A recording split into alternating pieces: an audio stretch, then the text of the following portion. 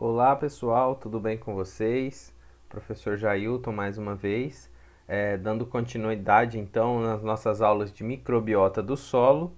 Hoje a gente vai falar então sobre a rizosfera. Para a gente iniciar então, a gente vai falar sobre a rizosfera e alguns slides anteriores aí a gente já deu aí um pequeno spoiler, né, sobre o que é rizosfera. E a rizosfera então a gente tem essa imagem, né, muito bonita aqui de uma flor crescendo em um solo e a gente vê então as raízes dessa planta, né? A rizosfera então é essa camada rica aqui em micro-organismos, ricos em nutrientes, que vai envolver então ficar próximo à raiz dessas plantas. Dessa aqui apenas, professor? Não. De todas as plantas que vivem no solo, a gente vai ter então essa parte de rizosfera, que vai ser essa camada aí rica em nutrientes e micro-organismos próximo às suas raízes. Tá? Então aqui a gente vê essa parte da rizosfera, então né, a gente tem esse aumento aí dessa raiz.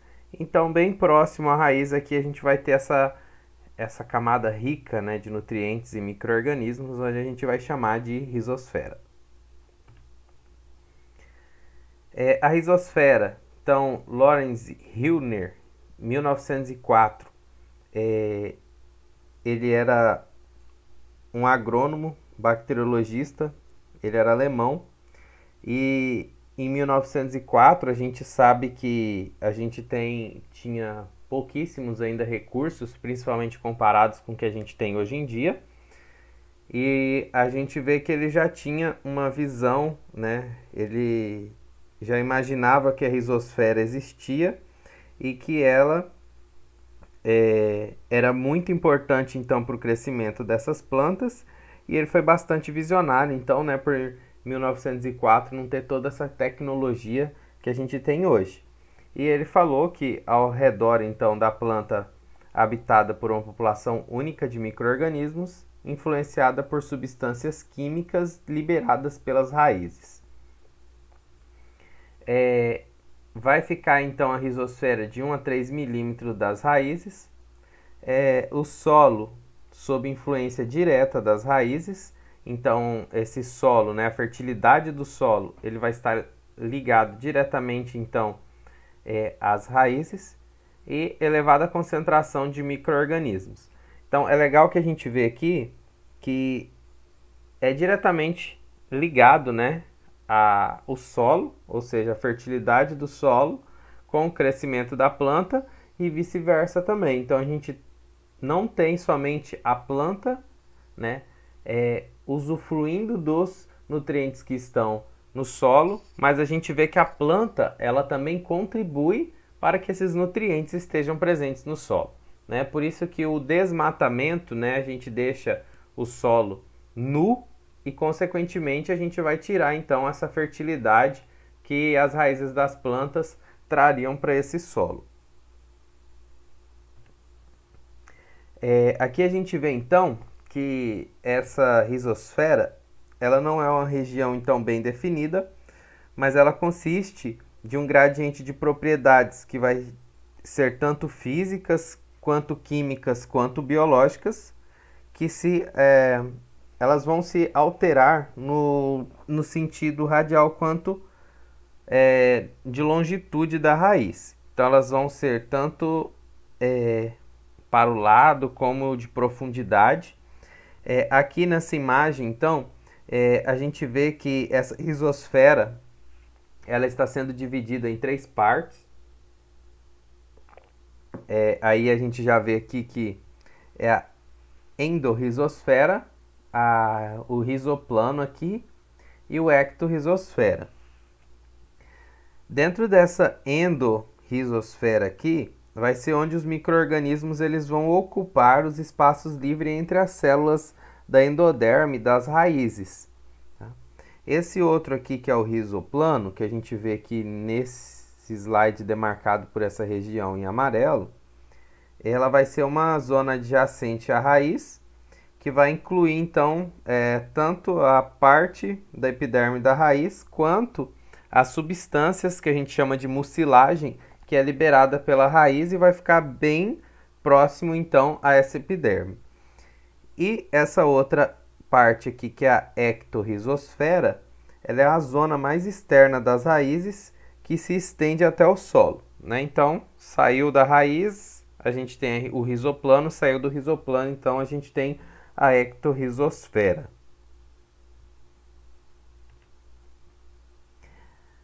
O que as raízes, então, elas influenciarão dentro da rizosfera? As raízes.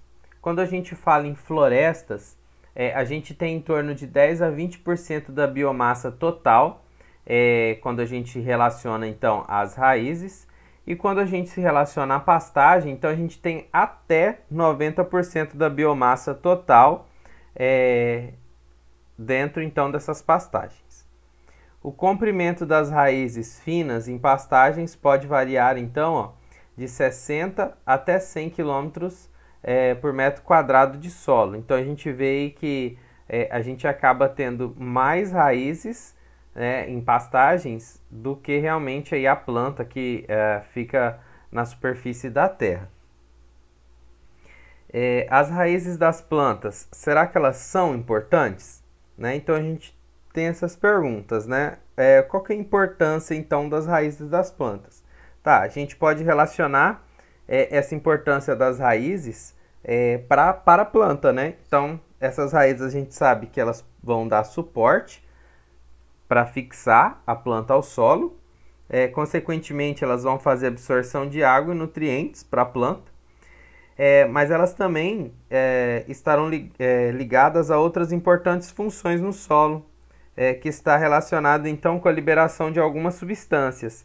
Essas substâncias elas estarão relacionadas então com a produção primária e secundária da planta, tá? Então a gente sabe que a planta ela vai realizar a fotossíntese e através da fotossíntese então ela vai transformar a matéria inorgânica em matéria orgânica, e o principal produto então que a gente tem da fotossíntese é a glicose. E a partir então da glicose vai entrando em outras vias metabólicas e a planta ela consegue produzir então os metabólitos secundários. Esses metabólitos secundários aí eles vão ter N funções. Uma delas, por exemplo, para proteção da planta. Como a gente sabe, por exemplo, as plantas elas não conseguem se locomover, então, por exemplo, elas não conseguem fugir de um ataque, por exemplo, de formigas. Mas elas conseguem produzir substâncias, por exemplo, que vai fazer com que as formigas, que seriam os predadores dela, né, se afastassem dela. Né? Então, esses metabólitos produzidos aí, eles vão influenciar muito, então, nessa camada do solo, que é a rizosfera.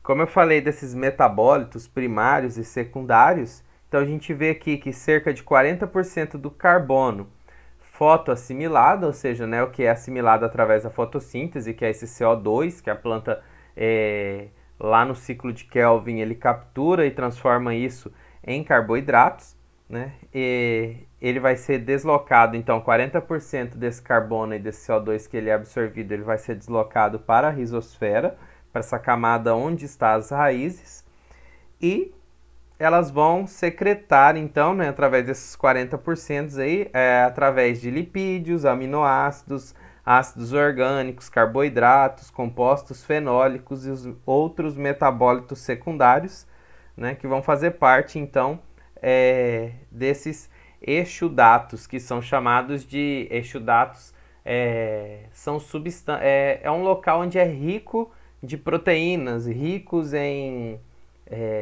substâncias nutritivas, tá? Então, esses exudatos aí, eles estarão carregados, então, de todos esses compostos aí que a gente acabou de falar. Esses compostos orgânicos secretados na rizosfera, eles vão variar, então, desde compostos que são mais simples e solúveis em água, e também eles podem produzir também, por exemplo, dentro dos metabólitos secundários aí, é, que sejam mais complexos, é, ou talvez também mais simples, né? Que talvez possa ser melhor degradado aí pelos micro-organismos. Os principais compostos que vão atrair os micro-organismos, então, para próximo das raízes,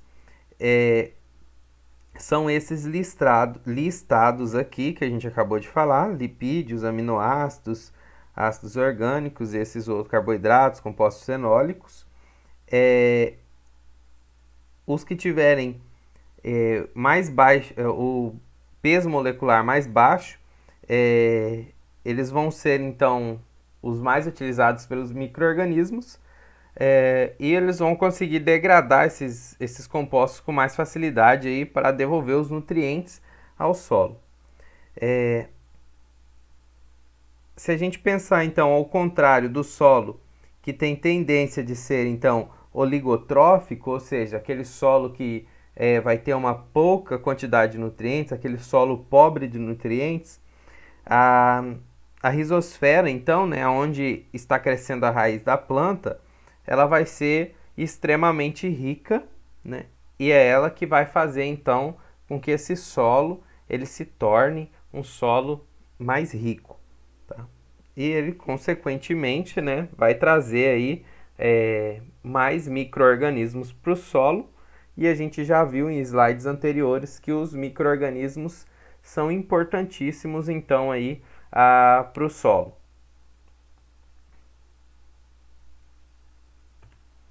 Aqui a gente tem então uma listagem, né, dentro desses compostos que a gente falou aí, secretados pelas plantas.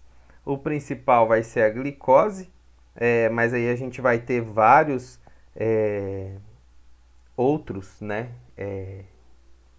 compostos aí dentro desses exudatos liberados pelas plantas. Então a gente tem aí os aminoácidos, todos os aminoácidos que ocorrem de forma natural, ácidos orgânicos, então aqui a gente tem acético, butírico, fumárico, entre vários outros aqui. Carboidratos, então a gente tem um monte de tipo de carboidratos, né? A gente falou da glicose aqui, que é o principal, mas tem um monte de carboidratos liberados, então os derivados de ácido nucleico, adenina, citosina, guanina, uridina, fatores de crescimento. Então, ó, vai ter vários fatores de crescimento, ó, dentro dele o amino benzoico, a biotina, a niacina, a colina. Então a gente tem vários metabólitos aí dentro desses fatores de crescimento.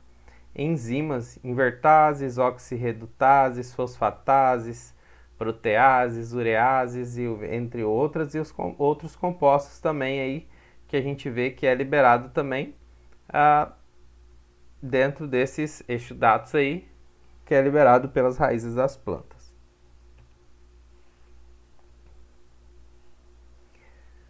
Aqui a gente vê então, né, que cada parte dessa raiz aí ela vai ser responsável por liberar então alguns compostos, né, por elas estarem em locais diferenciados. Então, por exemplo, aqui ó, o 1, a gente vê que já é uma quantidade de células aqui que estão sendo liberadas, né, que são células mortas que são liberadas na coifa e na extremidade das raízes. O 2, então, né, fora essas células aqui, essa partezinha aqui que a gente vê mais fosca, é a secreção de mucilagem insolúvel. No 3 aqui, ó, na epiderme, então a gente vê a secreção de exudatos solúveis. No 4 aqui, ó, que está mais ao meio da raiz, então a gente tem a secreção de carbono orgânico volátil, então o CO2 é liberado aqui também. Aqui no 5, então, um pouquinho mais para cima, a gente já vê que tem interação com alguns micro-organismos, simbiontes. E no 6 aqui a gente tem morte ou lise de células da epiderme e do córtex radicular. Então a gente tem algumas perguntas, né, que às vezes acabam surgindo, né? Por exemplo, quais os tipos de materiais que são depositados na rizosfera, então? Né? Quais as formas de liberação deste carbono para os micro-organismos? E a gente sabe, então, que cada micro-organismo ele vai ter uma especificidade e, consequentemente, então, né, essas grandes quantidades aí que a gente viu, formas, né, de liberação de carbono, eles vão ser utilizados pelos micro-organismos. Então, por exemplo, um deles a gente já viu que são os exudatos solúveis, que são mais fáceis de assimilar pelos micro-organismos. Outro a gente vê também que é bastante importante, que são as mucilagens, que são formados aí de polissacarídeos mais complexos, que são insolúveis, que tem importante função também de lubrificação das raízes para o crescimento delas e, consequentemente, elas também vão fazer proteção contra dos micro-organismos contra a desidratação. Então, os micro-organismos que viverem ali próximo, que vai ter essa liberação dessa mucilagem, né? Eles vão conseguir, então, ficarem mais hidratados, próximos, então, às raízes. Essa mucilagem que é liberada, então, pela planta, é um material que vai ser rico em polissacarídeos, que ele vai ser viscoso, ele vai ser importante para lubrificar as raízes para o crescimento dela, consequentemente vai evitar a desidratação tanto da raiz quanto para o micro-organismo e, consequentemente, o micro-organismo, então, eles vão utilizando esses compostos e vão liberando, então, né, vai tendo aquisição para o solo de nutrientes e a formação de agregados do solo e vai melhorar, então, consequentemente, né, a qualidade do solo.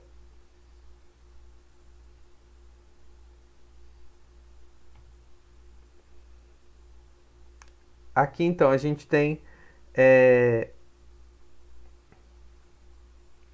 as funções importantes, então, né, da rizosfera.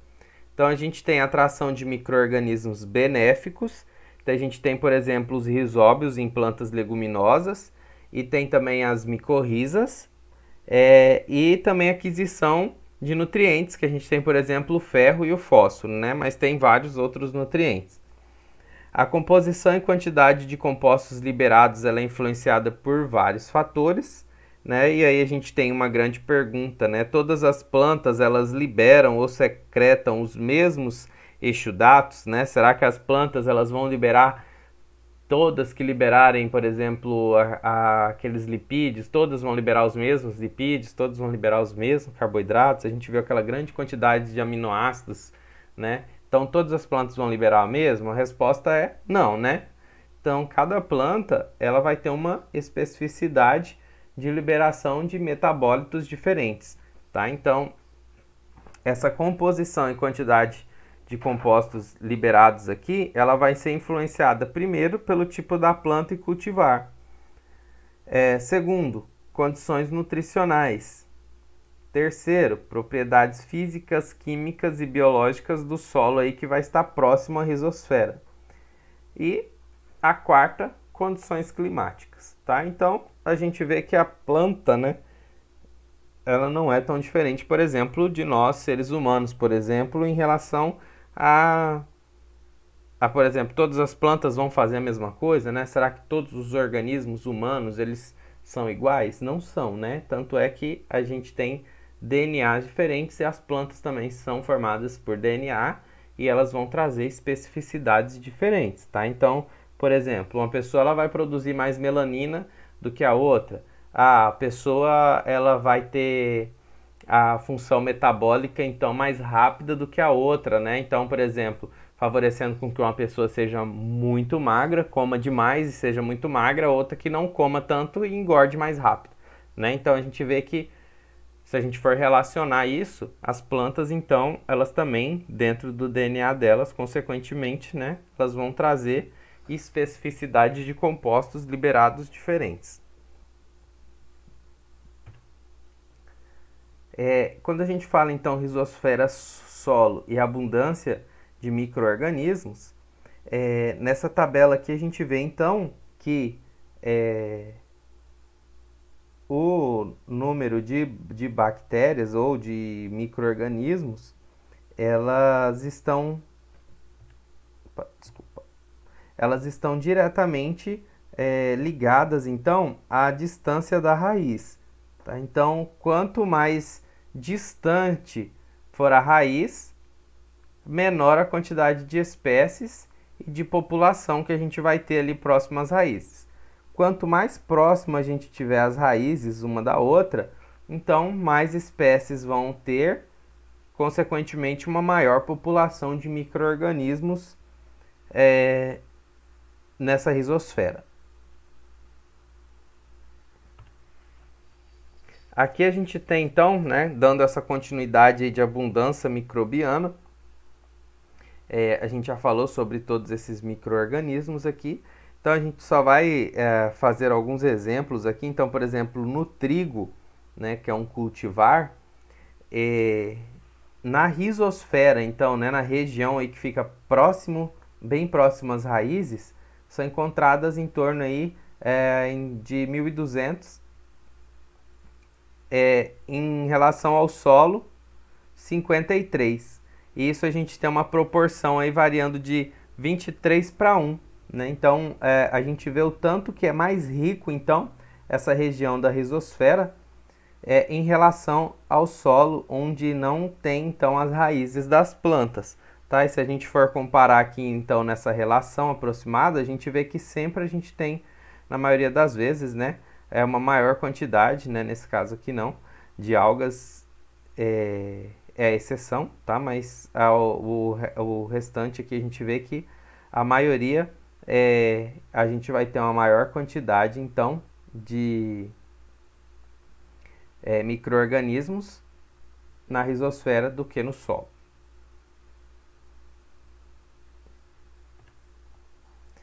Essa seleção microbiana,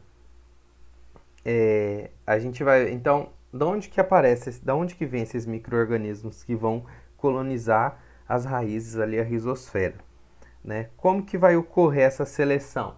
Por que que a planta vai falar, eu quero esses micro-organismos aqui e não aquele, né? Então, o que que vai acontecer? Então, a maioria desses micro-organismos, eles já vão estar presentes no solo, né?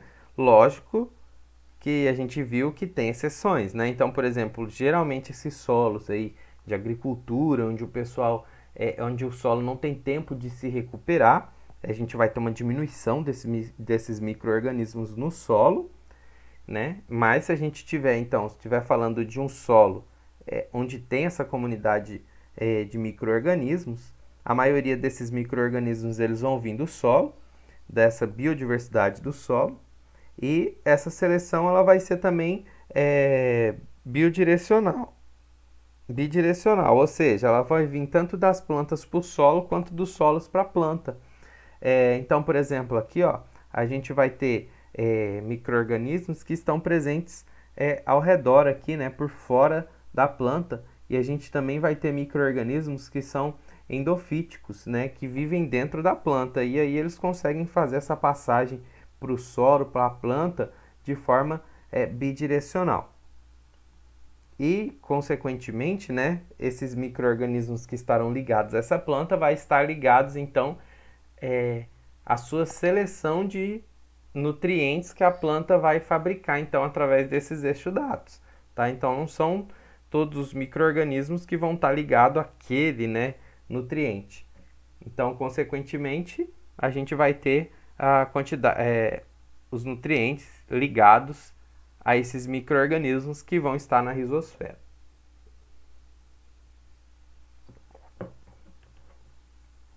Como eu falei para vocês, né, em relação ao ser humano, né?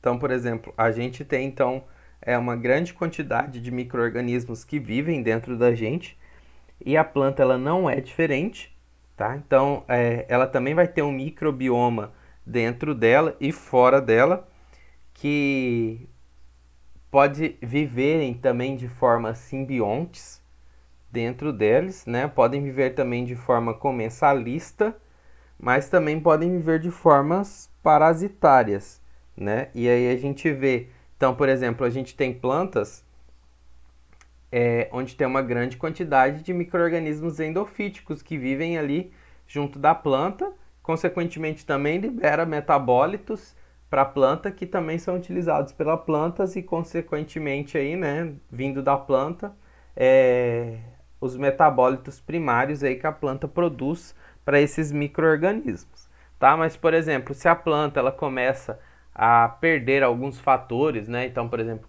climáticos, aí esses micro-organismos que são endofíticos, que são benéficos à planta, eles podem vir a se tornar parasitas, né? E aí até matar a planta.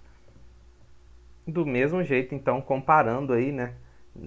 Por exemplo, com o ser humano, né? Se abaixar a nossa imunidade, os micro-organismos que vivem aí de forma simbionte no nosso organismo, eles podem, então, se tornar patogênicos.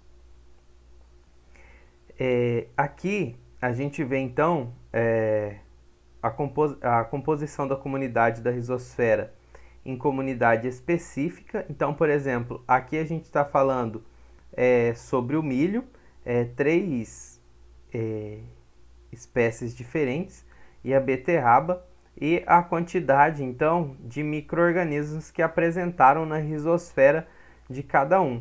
Então a gente vê que dependendo então do cultivar, a gente vai ter uma comunidade totalmente diferente, né? Então, por exemplo, a gente vê aqui, ó, que, essas duas aqui foi muito parecido então as comunidades, mas quando a gente trabalha milho mesmo, mais uma outra espécie de milho, a gente já vê que as proteobactérias aqui, ó, nesse caso, já aumentaram bastante, né? E a gente vê que diminuiu muito aqui, ó, a acidobactérias e as cianobactérias. Então, a gente vê uma grande diferença de um cultivar para o outro. E se for comparado com a beterraba, aí a gente vê que esse gráfico aqui ele já se torna totalmente diferenciado.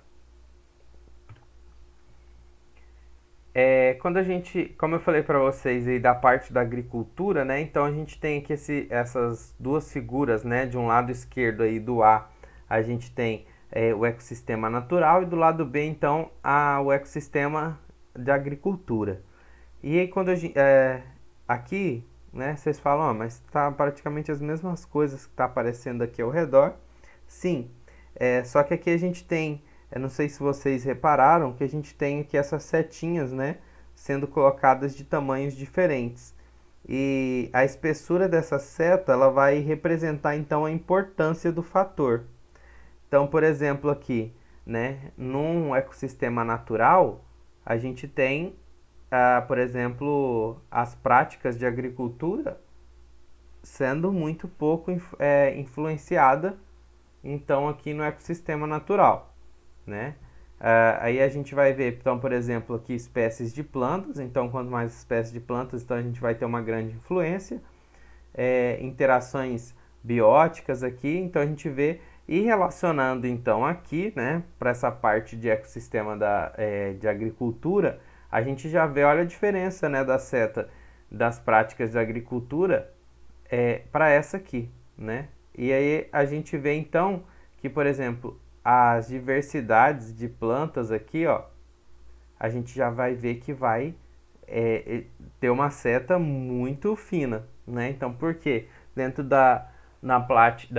ecossistema de agricultura, geralmente a gente vê então que monoculturas, né? Ou seja, plantação de soja, só plantação de soja a perder de vista, plantação de milho, só plantação de milho a perder de vista, né? Então a gente vê que vai mudar muito a influência então dessa seleção rizosférica. Consequentemente, né, se a gente tem então vários tipos de plantas aqui, a gente vai ter, né, consequentemente, várias raízes diferentes. Consequentemente, a gente vai ter então essa rizosfera com esses exudatos diferentes e grande quantidade de micro-organismos, já que a gente viu que cada tipo de cultivar eles vão atrair micro-organismos diferentes, tá? Nesse caso aqui, a gente já vai ter um solo mais pobre em micro-organismos, em exudatos, porque aqui a gente vai estar falando de uma monocultura.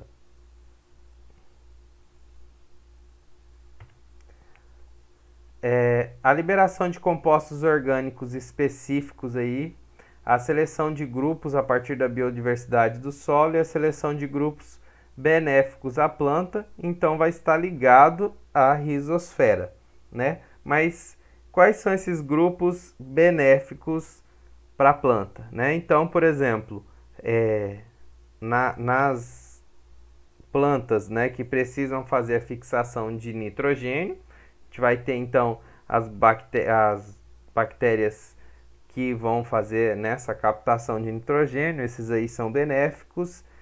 A gente vai ter então dentro desses compostos orgânicos específicos aí, né, a gente vai ter também as micorrizas e assim sucessivamente, né? Então a gente vai ter vários organismos aí que eles serão benéficos para a planta.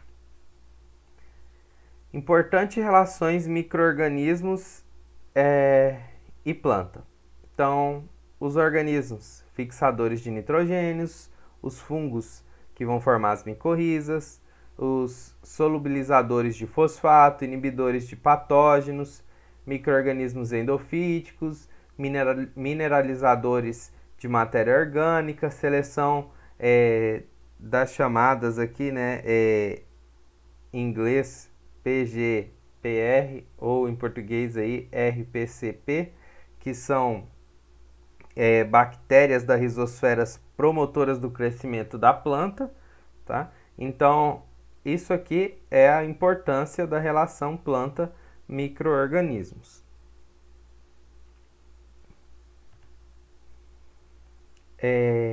Aqui, por exemplo, então, né, quando a gente fala em soja, a gente vê então liberação de sinais na rizosfera de flavonoides.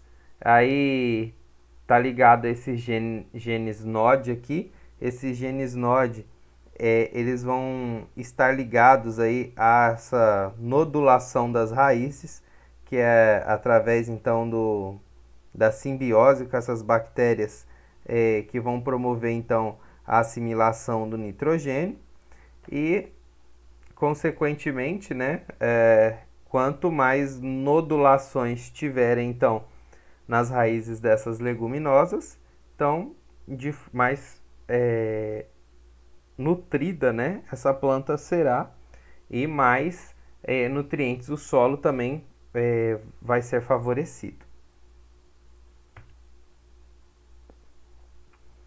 As micorrizas e a aquisição de nutrientes. Então, por exemplo, que a gente vai ver nas próximas aulas, a gente vai falar só sobre as micorrizas, né? Mas os fungos micorrízicos aqui, então, ele vai fornecer para a planta água, fósforos e outros nutrientes, e a planta vai fornecer para o fungo micorrízico, então, o carbono.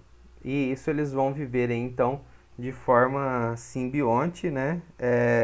Em duplo sentido, né? Um vai fornecer então alguns nutrientes e o outro também vai pegar algo em troca.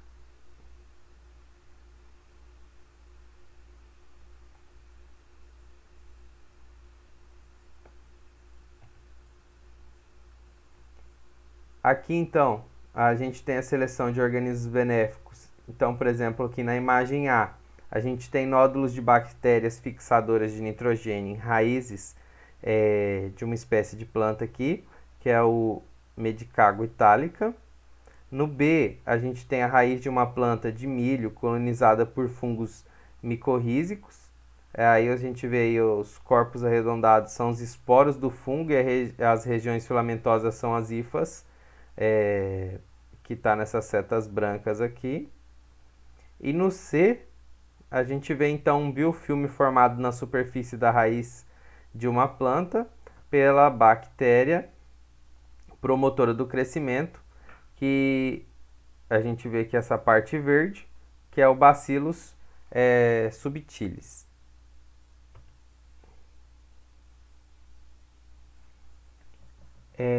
Aqui a gente estava falando sobre os micro-organismos endofíticos. O solo é a principal fonte de organismos endofíticos, então através das raízes eles vão adentrar os tecidos da planta e consequentemente eles vão subir aí através do caule e folhas. Esses micro-organismos endofíticos eles estão sendo bastante usados também para a produção de metabólitos que são utilizados até para, por exemplo, anticancerígenos, né? São usados também os metabólitos produzidos por esses micro-organismos também são usados contra bactérias, contra fungos e assim eles têm uma gama muito grande então de utilização desses metabólitos aí juntamente com a planta, né? A produção desses metabólitos para a ajuda do homem. Tá?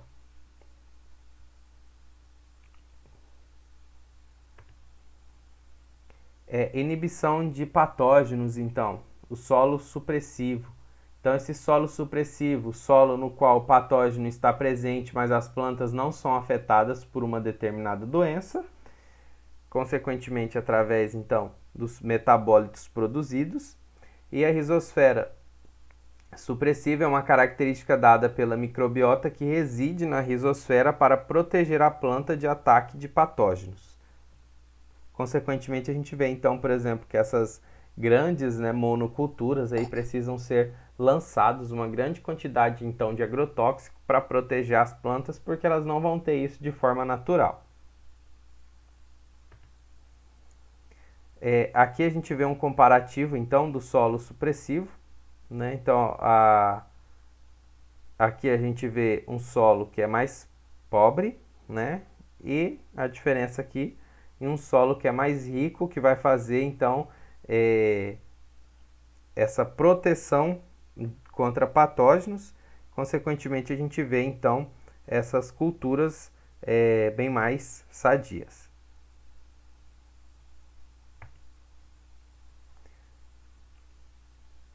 Aqui então a gente vê um estudo super interessante que foi realizado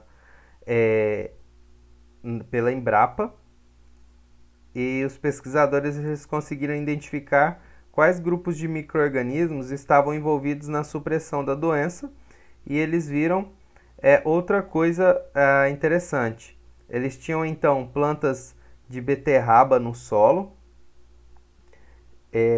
dentro desse artigo então aqui, eles viram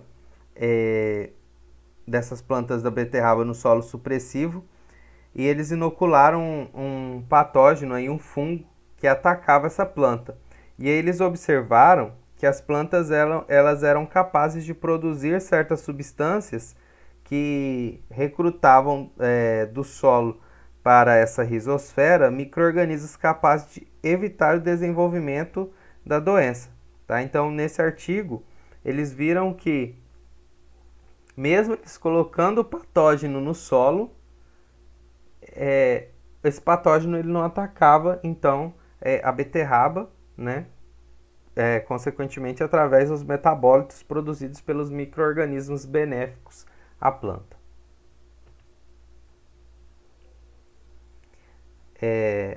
E para a gente ir finalizar, então, a gente vê que veio falando da rizosfera, então, né? Então a zona de influência das raízes, a existência também aí desses micro-organismos que vão ajudar, né, de forma benéfica, e a gente vai falar na próxima aula então dessa micosfera, que vai falar sobre as micorrizas, que também vai estar aqui influenciada na rizosfera e vai vai ajudar as plantas então, né, e as plantas também vão ajudar os fungos, né, essa troca de nutrientes aí. Então isso aqui a gente vai ver na próxima aula, né, falar sobre as micorrizas, e a gente encerra então a nossa aula de hoje falando sobre a rizosfera. Abraço, fiquem todos com Deus e até a próxima aula.